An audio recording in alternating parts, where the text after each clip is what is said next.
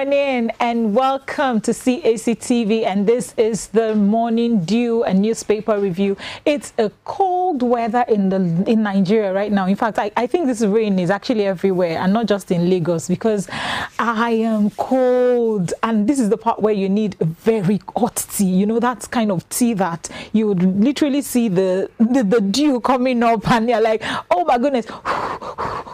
Okay, Bishop, am I the only one feeling cold this morning? Well, as it is, Nigeria is wet. It's wet. Because it's raining and we are feeling it, and it's making me ask for more. That this rain don't stop. As it is, Nigeria don't deserve No, we this actually want it to stop. Be a permanent rain. Because the traffic when we're going back. Wait, it's not causing flood. So that's a good one. Says who? That's from the parts of the world where you're coming from. This power company charge for you when you on AC. Hey, but this moment you don't need AC. You just open your window a little and let it just cool. And you put your fan on the lowest. You don't need AC, so your meter will not read.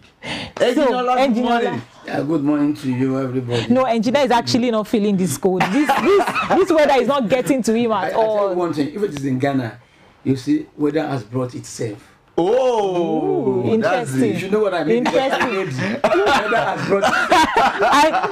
I wish I understand that part, but so okay. Thank you so much for joining us. Please stay tuned to all social media network. Feel free to drop your comments on Cactv and drop your comments, drop your questions. Your contribution are highly welcomed, and we'll be so glad and delighted to read and also hear from you. So we'll go on a quick break, and when we come back, we'll take the stories making headlines around the globe. So stay tuned. We'll be right back.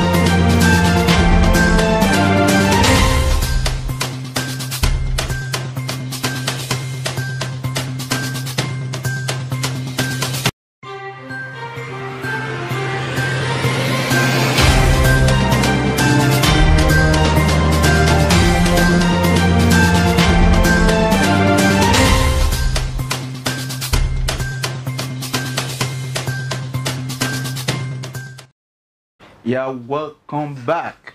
So let me quickly take the quote for the day, and that's from the book of Psalms chapter 46 and verse 10. It says, "Be still and know that I am God."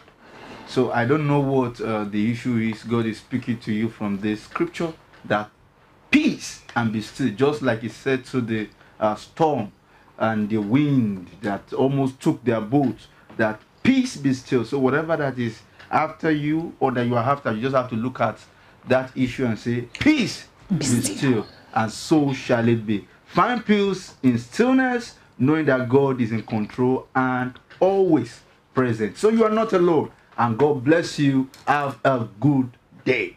Thank you.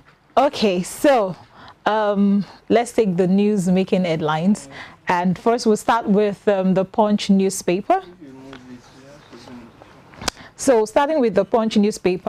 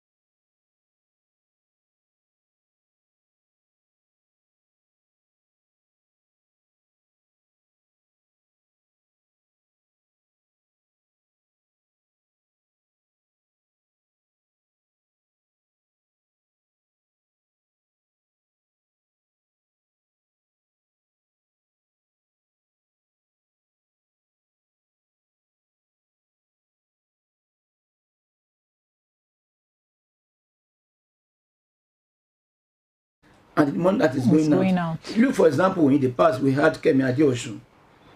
You know, Kemi Adeosun was removed due to, I don't want to go deep into that, to certain things. She was removed because of what? Accountability. Yeah, there was no She was clarity. raising questions that this amount of money that you said has been, you know, accrued by the government from people that have, that this money that have been taken back from the government, from people that have embezzled government money. What has happened to that amount of money? She was removed. Now, President Tinubu is now saying, okay, I want to probe certain Nigerian companies, inclusive of Central Bank of Nigeria. And moving towards this, he has appointed a man. Okay, you have to head the committee. An expert. An expert. And you have to report directly to me. I want you to audit the account of CBN. And the report is coming out now that the man has found discrepancies in the account of CBN. You know, so I think it's a good thing that what the government is doing, that Mr. Jim Obazi, no, he should continue the good work he's doing, and then he should not be sentimental or apply what is known as favorism. Oh, this guy is from my town, is from my village.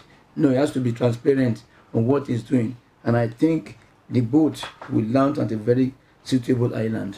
All right, thank you so much. So, Dakwa, what's your view? You see, just to add to what engineer said, let's not forget that the president is an accountant.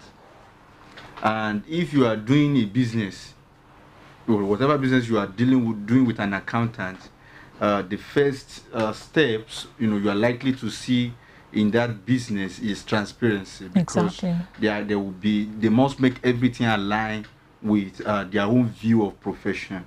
So the president, being an accountant, has, you know, done justice to have set up an expert to look into the CBN activities.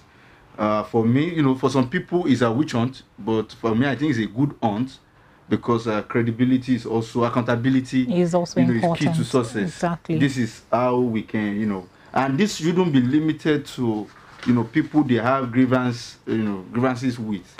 Because I remember Godwin Emefiele in those days while he was in office, that those that want to fight me, God, let us fight. Fight has started. So I just pray that, you know, he finds his way out of this, because I think his hands are really messy at the moment. But beyond that, there is a lot the president should extend this to other sectors. That way we can have it, you know, everybody can sit up. You know, there'll be clarity and transparency, credibility and you know, accountability on whatever we're doing as a people. All right, thank you so much. So we'll take a look at the second story that we have, and this says Pengassan reacts as Dangote refineries misses production deadlines. The 650,000 barrels per day Dangote refinery is yet to begin production after August commencement date. Earlier announced by the president, Dangote Group, Aliko Dangote, while delivering a speech at the official commissioning of the refinery by former President Muhammadu Buhari in May, he said, "Your Excellencies, distinguished guests, our first product will be in the market before the end of July or beginning of August this year."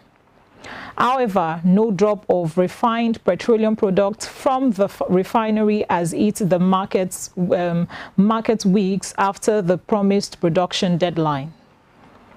According to findings by the Punch, spokesman for the Nigerian National Petroleum Company Limited, Gambardine, in June, said that the company would cut down its fuel import programs in August once the Dangote refinery begins to push out refined petroleum products latest August. So that's another story that we find from the Punch. So for further stories, you can go through the Punch newspaper and then read in full details. So basically, you know, seeing this happen, and I think is one of the things that we do not pay attention to, or we don't keep to our words when it comes to, you know, Nigeria. Naturally, we don't keep to our words. I don't know why we have that problem, not saying one thing and doing what you say, and not do another thing.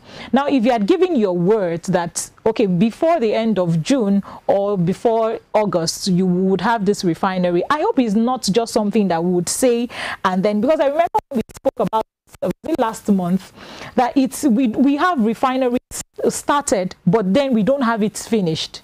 You know, how many refineries do we have? And then we are not able to produce, you know, have productions, you know, from these refineries. And yet this is the only one that, okay, we have said, okay, we're looking forward to, and then nothing is happening. What exactly is going on? What's your take on this? Well, for me, I think this is not an indictment to Aliko Dangote, because that speech was already, you know, prepared and delivered, and that is why it has been quoted in that of course paper. So they should be, I think the government of the day should look into that matter, because it has really, I think that was what the government considered to have withdrew the what did they give on the subsidy removal. So you know, in the hope that, yeah, you know, we will have our productions when coming up soon. Starts, so it will be an ease up, you know, for the country. But it has been hell ever since the subsidy removal, and this is because there was a wrong promise, an ungenuine promise from the Dangote group from Dangote refinery to bring, you know, a running refinery that will produce 650,000 barrels per day. So that's huge. It would have been a blessing if they have started. But as it is, that it's like, you know, it will open anytime soon. Only the government can affirm when the due date that it will start and, you know, running. So that's all I can say about that. You see, Engineer, we normally say information is power, information is knowledge, information is key. You can see that now. The former president of Nigeria inaugurated the refinery that by August, say July ending, should be up and running. By August or so should be up and running, and it is not. And so many factors are affecting the refinery that it is unknown to ordinary Nigerians on the road. But it's known to those people who are the owners of the refinery. I think it has to do with fund. I don't want to go into details on that because we have said this before now. Some specialists were saying that the refinery cannot start operation even in December. He said maybe they were wrong.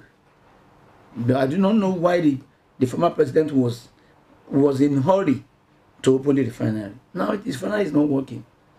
And now the importers of petroleum into this country, let's say petrol, are now saying, well, for me, I don't believe, I do not think that is the fault of the former president for wanting to, you know, launch that before his tenure elapses. But for Aliko Dangote, who understood this thing and how long it would take, he should have been able to tell him, okay, sir, between this time and this time, it won't be ready. But he gave his words, and this is what we keep saying. You don't give your words when you are not sure of the certainty of what you're saying. So it's important that we know what we do and know what we say, because people definitely somehow hold you accountable for what you say, and that's what is happening. So people are making reference to what Aliko Dangote said, that by so and so time, by June or August, this would be done, this would be available. And now the question now is, why is this thing still lingering? Is there something that we need to know? Is there something that needs to be done? Or how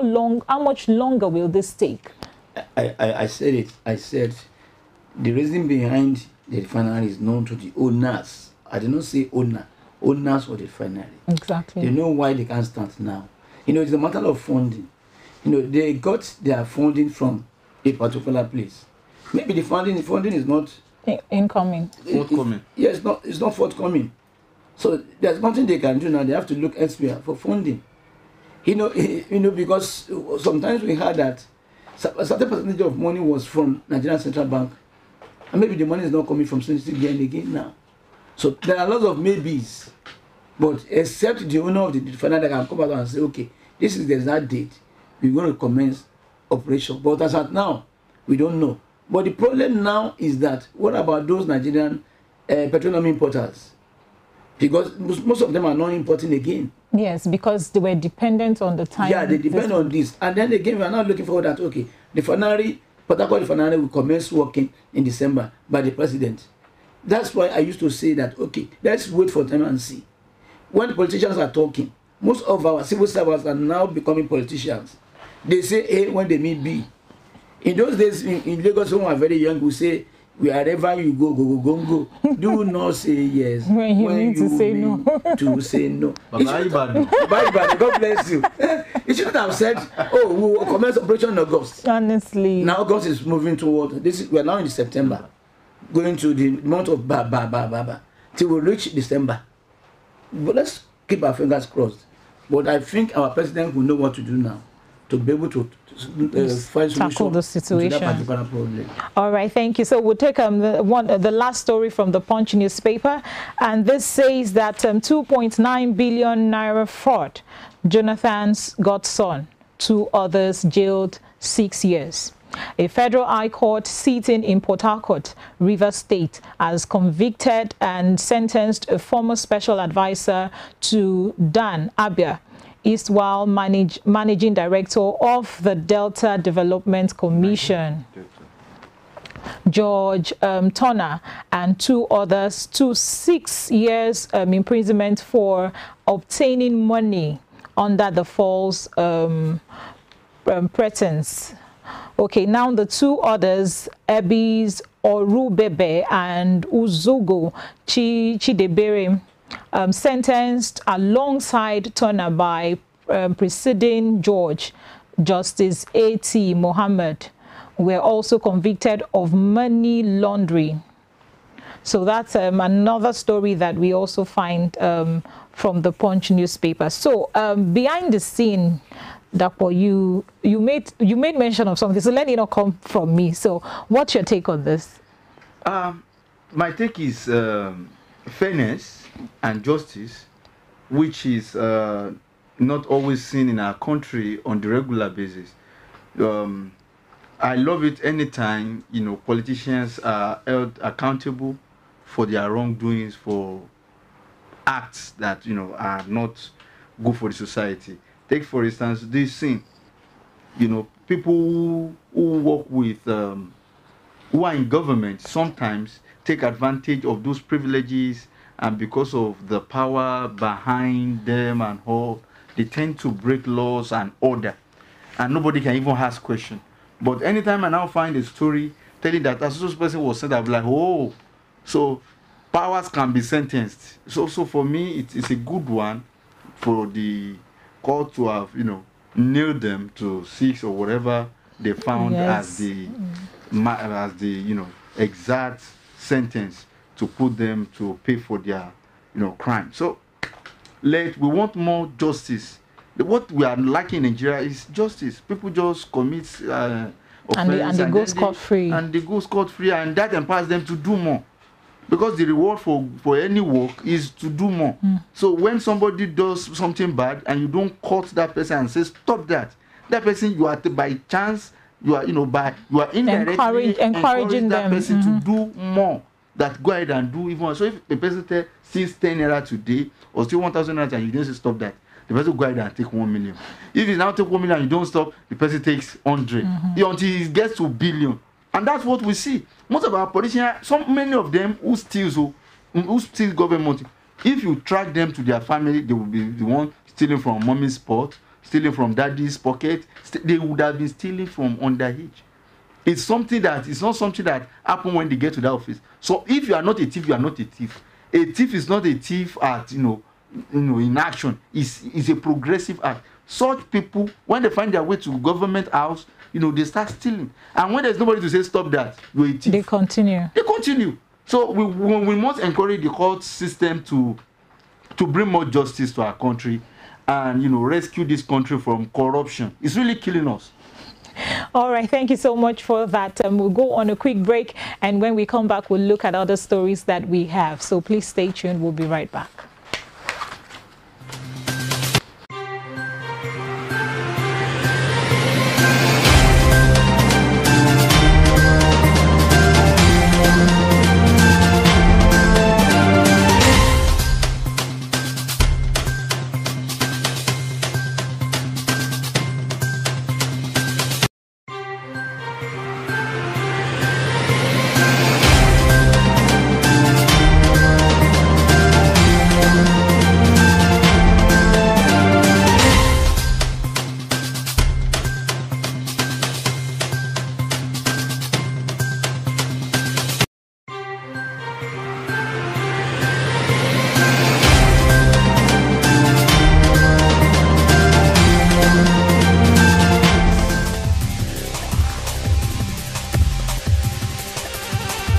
This particular program is actually meant to provide mass education opportunity for us.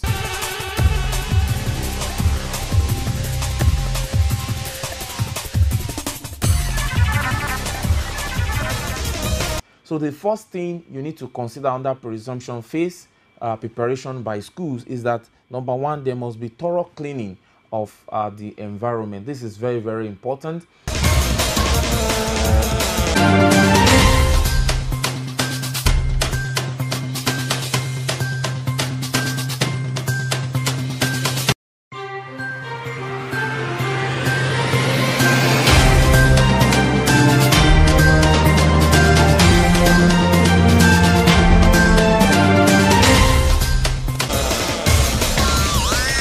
It will be easy for the government agency to properly do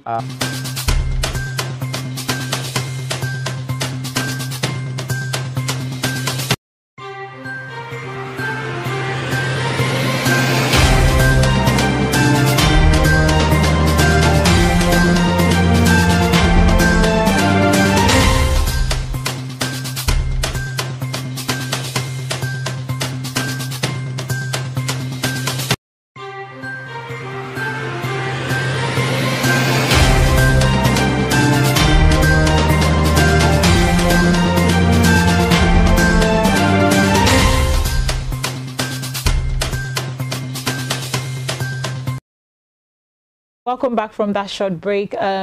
You're still joining us on the Morning Dew, and this is still the newspaper review. Like I said earlier, always feel free to join us on our social media and drop your comments, drop your questions, and make sure you share and like, because we are always making sure that we keep you updated and informed. So looking at the further stories that we have, we'll take the next story, and this one says UAE lifts visa ban on Nigeria as Emirates Etihad Airlines resume flight operation. Tinubu made my job easier for ending Nigeria. UAE diplomatic row Keyamo by John Bosco Agbakuru. So basically, we already know what that story tells. It's a good thing that we have visa lifted, and then people can have access to, go where they want to go, and then not being bothered about what they need to do next. So let me come to you, Dapo. What do you have to say? Well, it's a good one for Nigeria. It's a good one for the president to have called off the visa ban that was placed on Nigerians. I think it's embarrassing for a country like Dubai to place a visa ban on Nigeria in the first place, and it's unfortunate that the former President Buhari regime could not stop it, and it's a really sick one to imagine that a country like Dubai, I don't know what makes Dubai honestly so important, so big to ban a Nigerian from entering their country. Because I don't know. Maybe some people see anything special about Dubai, well, the tallest building, and then It's a beautiful city, of course. Yes, for sight view and all of that. For them to now place a visa ban on Nigeria in the name of some people at the time, some Nigerians had a fight or something, taking a bow or something, and that can happen in any country. And they went so to the point of, in fact, I think it was from age 40 that it really affected any citizen below age 40 are not allowed into their country. But I think that the Tinubu administration are, taking that away. They got there, they see with their leaders, and then they lift the ban. But for me, I think that they know that there is so much to gain from Nigerians, and that's why they are losing a whole lot. See, Nigerians, when it comes to business, when it comes to making impact in a certain country, we are good at it. So I'm sure that they've also seen the value Nigeria is putting in. I'm sure that banning Nigeria is banning blessing. Honestly, because we make things happen business-wise. A country like Dubai. You know it. What and look at the UK, the way they open up their border. What they are benefiting from Nigerians is the few times that Nigerians honestly they can't survive it if they leave it for so long on their revenue. And you are there banning Nigerians. I have a contrary opinion to what you are saying. Okay. It's good that you have that. Because if you are doing business in a foreign land and you have to remit back your earnings in the country. Foreign airlines have been coming to this country, and if at a time it became difficult for them to send money back home. For example, Emirates Airline and Etihad, these airlines were coming from Dubai, and all the money they made in Naira was difficult for them to send home because of Apex Bank, because of the foreign exchange.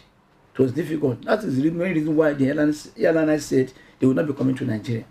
But on the visa ban, there are so many factors. We all saw what is seen on TV, where Nigerians were brandishing cutlass on the road, caught people fighting on the street of Dubai. So we can't blame their government. You understand? At the same time, we cannot blame Nigerian government. But we have to really talk to our citizens that when you go out, you become an ambassador of your country. Exactly. You have to represent your country very well. Imagine, okay, last week I read it again in the news that Nigerians were fighting with the policemen on the street of Pakistan in Lahore. So what are we going to say to that?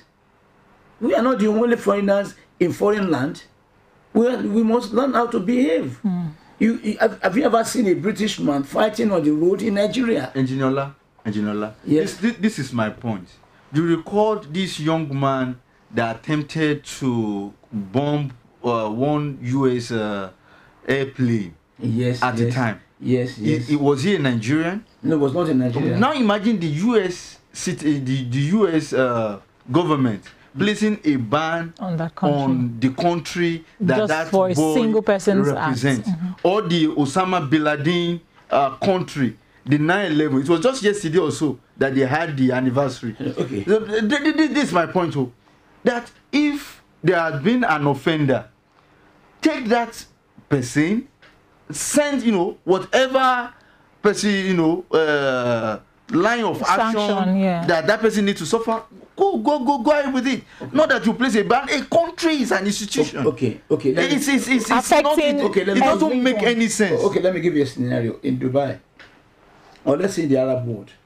If you are staying in the country, you are sojourning in the country, and your visa expired, they expect you to leave the country. Some will not leave the country. They will be dodging, and at the end of the day, they will be able to secure employment and come back home to get employment visa to be in that country. But some will manipulate their visas to overstay in such country. There are many abuses that we can talk about. And those are the people that they should deal with. One thing I want to note is that, okay, I'm a Nigerian, so I don't have to talk bad about Nigeria on the screen. But at the same time, I said the government should be able to culture Nigerians. When you are going abroad, you are representing good image of Nigeria, not bad image of Nigeria. We know what Nigerians are doing outside the country, but we cannot be boldly saying it on the air. But what we are saying is that we have to be cautious. Before you can say, I want to put ban on Nigerian visa, That means Nigeria is enjoying UAE, UAE is enjoying Nigeria. It's a commercial center. Most people in the world go to UAE because there you can own a business 100%. You can establish your business in Dubai today, either in Sharjah or in Dubai or in Abu Dhabi, and you own your business 100%. There are lots of Nigerian medical people who are working in Dubai. There are lots of Nigerian medical doctors who are working in Dubai. There are lots of Nigerian engineers who are working in Dubai. They work as skilled workers. I was once working as an engineer in Saudi Arabia. There was no problem with that. But one thing that when you have people that are going beyond their boundary, what are we going to say? In Nigeria, we have our own law. There are so many Indians we have jailed in Nigeria. There are so many Chinese we have jailed in Nigeria because of various offenses. So if they say they want to stop the visa for a reason, and our president has gone there to say, look at the mutual benefit between the both of us. Don't stop the visa. Whatever is your problem, we'll look into it. Whatever is our problem to here, look into it. So the problem will be solved. That's what I'm saying. I'm not blaming Nigerian people. I'm not blaming Dubai people, but I'm saying we should be cautious of the way we act. Look at the example of what happened in Pakistan. Nigeria were brandishing cutlass on the road, telling the policeman, kill me, shoot me. You know, what does that mean? Yeah, doing the right thing is very, very important and essential. So we'll take a look at the foreign scene right now. The story we'll take is the New York Times. Aid trickles into Moroccans stranded by quake, but desperation mounts. This says the government defended its response to the earthquake as robust.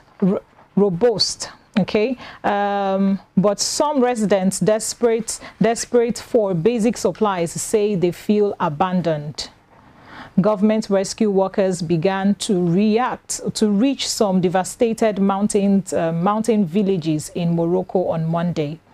But many more settlements were waiting desperately for help 3 days after the country was hit by the strongest earthquake in the area in more than a century.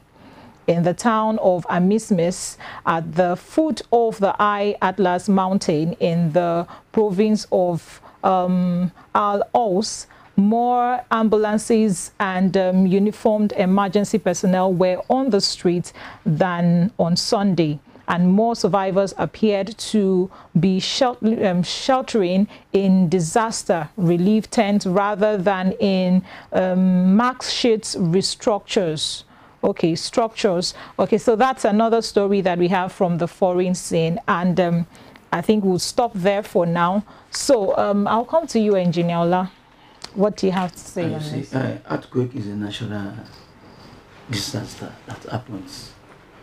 But in most parts of the world, where we have earthquake, especially in the West, there must be a warning that there is supposed to be an eruption, but at a particular time. So to caution the citizens to move away what are movables for that particular scene. But this occurred, became an accident very, very disastrous. But people are saying that the help is not enough. That there are still many people that are trapped under the rock that are searching for them. So what the people are saying is that what is happening in their country, they are crying for help. They still need more help, and I believe that foreign countries are supposed to respond quickly and assist them in this particular situation, because it's a very sad event. Honestly, it is. And there's nothing, all these natural disasters that we cannot stop, we cannot prevent. And that's why they are natural. It's natural, because when you have tsunami, you cannot prevent tsunami, you can't stop tsunami. You have to abide with it. Some may come with warning, some may come without any warning. And once it has happened, we have to quickly respond to it and rescue people. So I believe what is happening in that country is that people are saying that the response from their government is not enough. So they should do more to save lives.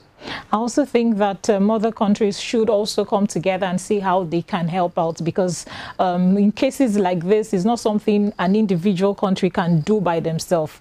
It's like we said, it is natural. It is called natural disaster, and it's not something they have a hold of, because if they do, I'm sure they would have done something on before that that time comes. And it's so sad, I feel, for them, because you wouldn't, I keep telling people, you wouldn't understand what they go through because you haven't experienced it. So when you tell me that I understand, it means what aspects of you understanding are you talking about? Because we can't really feel what they go through right now. So it's so sad, and our prayers goes to them a whole lot, and we say that may God keep them and protect them, protect their lives, and make sure that God bless them with all that they need to do so that all will be well. So do you have something to say? Let me take from you lastly. Okay, so quickly we'll go to the world of sport and see what we have from the world of sport. Yeah, as much as I know that I really do not know much about sport, but I'm always eager and excited to hear what we have from the world of sport. So stay tuned, we'll be right back shortly.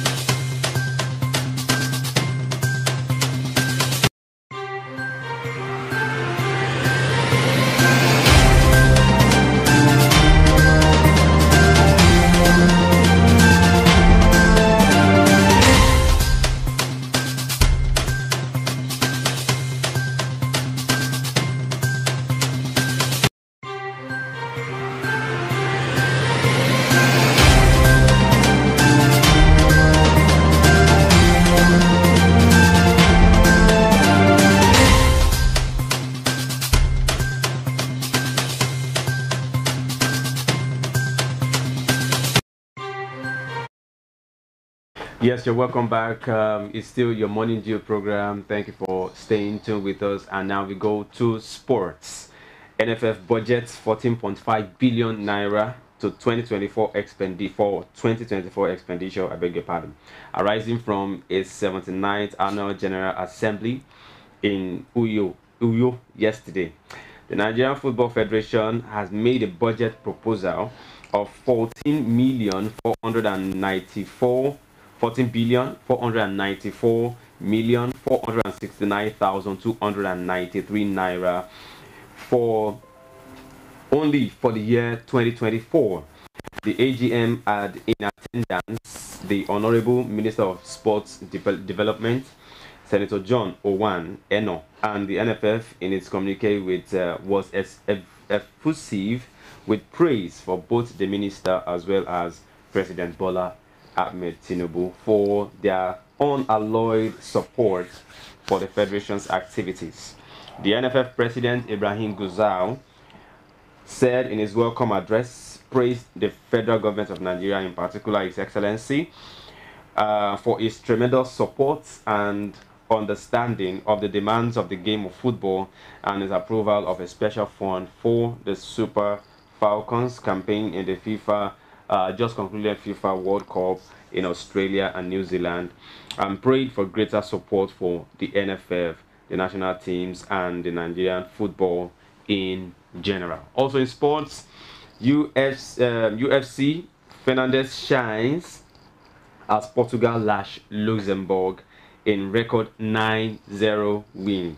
It's been long since we hear this kind of scoreline in football, but Bruno Fernandes ran the show for Portugal as they romped to a record 9-0 win over Luxembourg on Monday without suspended talisman and all-time top goal scorer Cristiano Ronaldo. Roberto Martinez's side have now won all 6 of their qualifying games without conceding a single goal and scoring 24 goals themselves.